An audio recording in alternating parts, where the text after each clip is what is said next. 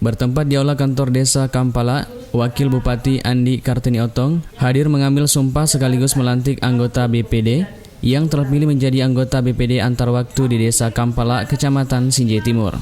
Pengambilan sumpah dan pelantikan yang berlangsung Rabu pagi ini turut disaksikan Kepala Dinas Pemberdayaan Masyarakat dan Desa Yuhadi Samad.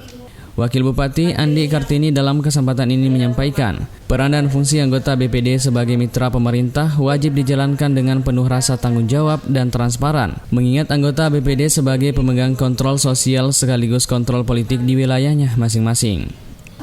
Hal itulah yang diharapkan Wabub kepada anggota BPD yang terpilih ini dan juga seluruh anggota BPD lainnya.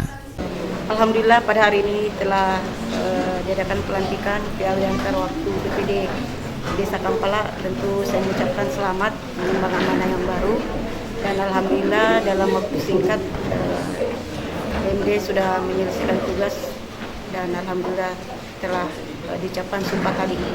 Saya berharap dengan adanya Permendagri nomor 110 tahun 2016 ini itu menjadi hal dasar untuk mengganti PAW antar waktu BPD Desa Kampala ini, dan alhamdulillah pada hari ini sudah diucapkan. Dan saya juga mengucapkan terima kasih kepada almarhum yang telah mengabdikan dirinya mengemban tugas kurang lebih beberapa bulan, dan mudah-mudahan insya Allah arwah beliau mendapatkan tempat yang layak. Sementara itu, anggota BPD terpilih, Mia, juga mengungkapkan rasa syukurnya atas amanah yang diberikan tersebut. Mia bahkan optimis, Desa Kampala dapat lebih baik lewat sinergitas antar anggota BPD dan pemerintah desa. Saya merasa sangat bersyukur, tapi di sisi lain ini adalah tanggung jawab yang saya harus bertanggungjawabkan di dunia sampai akhirat. Ini adalah amanah buat saya yang benar-benar kalau dipikir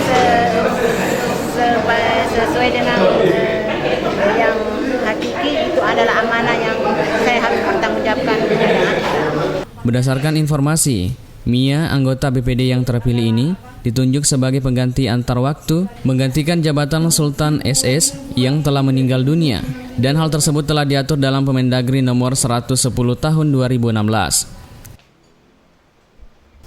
Alam Syabahtiar, Sinjai TV.